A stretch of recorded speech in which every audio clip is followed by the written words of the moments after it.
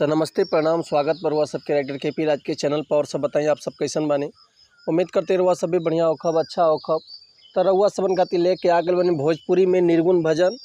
बिल्कुल ब्लास्ट, बिल्कुल दर्दनाक, बिल्कुल हिट मीटर बा, ठेठ देहाती पारिवारिक बिल्कुल हिट भजन। अगर एक रहुआ नया म्यूजिक बनवा के बढ़िया से दिल से गायकी कहते हैं तो 100% बाकी गाना और मार्केट में ब्लास्ट करी। ऐसे पहले रुआ समन से एगो बात कहल चाहब कि अगर रुआ गायकी में इंटरेस्ट बा, गायकी में कदम रखले बानी आ गायकी कल चाहत तनी, रुआ के बढ़िया बढ़िया मेटर नहीं मिलत, बढ़िया से गाना नहीं मिलत, बढ़िया तुकबंदी नहीं मिलत, तो अगर हमारा चैनल पे आ गए बन तो रुआ सबके निराश भइला के जरूरत नहीं है। काहे से कि रुआ सबन खातिर हम हर एक प्रकार के सॉन्ग लिखिले, हिंदी होके चाहे भोजपुरी होके, चाहे रुआ कोनो भी प्रकार के सॉन्ग लिखवा सकिले। भोजपुरी में ऑर्केस्ट्रा सॉन्ग, लव सॉन्ग, बेवफाई सॉन्ग, पूर्वी, निर्गुण भजन, लयदारी, रंगदारी, जातिवाद सॉन्ग, चाहे अपना मन पसंद के कोनो भी गाना लिखवा सकिले बिल्कुल उचित चार्ज पर। तो ऐसे कहल चाहब कि अगर वो हमारा चैनल पे आ गए बन तो चैनल के लाइक करी, सब्सक्राइब करी और बेल आइकन प्रेस कर दी ताकि कोनो वीडियो अपलोड करी तो सबसे पहले नोटिफिकेशन रुआ सबन के मिले। अगर वीडियो रुआ सबके अच्छा लगा तो एगो प्यारा सा कमेंट कर दी।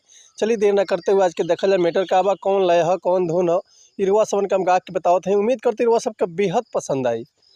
आज से बहुत पुराना गाना आई रहे खेसारी भैया के कि हंसेला तू ही हंसावेला तू ही, दर दर के ठोकर खियावेला तू ही।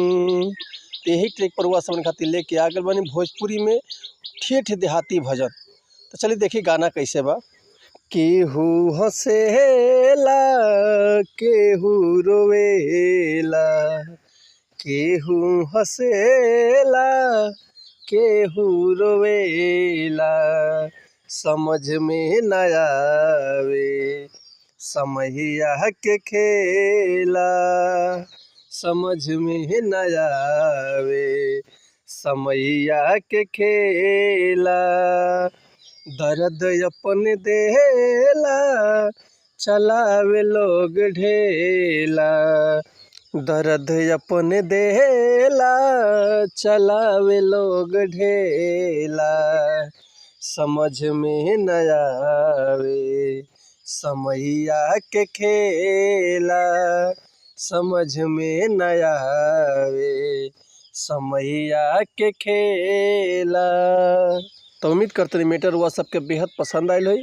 अगर ये गाना के रुआ लिखवाल चाहते हैं तो डिस्क्रिप्शन में हमारा कॉन्टैक्ट नंबर बा, व्हाट्सअप नंबर बा, कॉल कर सके व्हाट्सअप कर सके रुआ के बिल्कुल उचित चार्ज पे फुल गाना मिल जाए। एक बार हम अपन कॉन्टैक्ट नंबर हुआ सबसे बता देते हैं। हमारा कॉन्टैक्ट नंबर बा 8178244875 और व्हाट्सअप के भी नंबर यह बा 8178244875। तो रुआ कॉल या व्हाट्सअप कर सके। एक और बात रुआ सबसे कहल चाहब कि अगर हमारे गाँव में कोनो मिस्टेक भइल होखे तो भैया क्षमा चाहत तनी।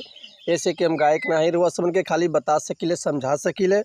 तो मिलते हैं नेक्स्ट वीडियो में कुछ नया गाना, कुछ नया धुन, कुछ नया कंपोजिशन लेके। तब तक के लिए रुआ सब सम्मति चाहतनी। अगर हुआ कोनो भी तरह के म्यूजिक भी बनवाल चाहते हैं तो बेहिचक कॉल या व्हाट्सअप कर सकतनी। तो नमस्कार प्रणाम, जय हिंद, जय भारत, जय भोजपुरी समाज, हर हर महादेव, जय शिव शंभो।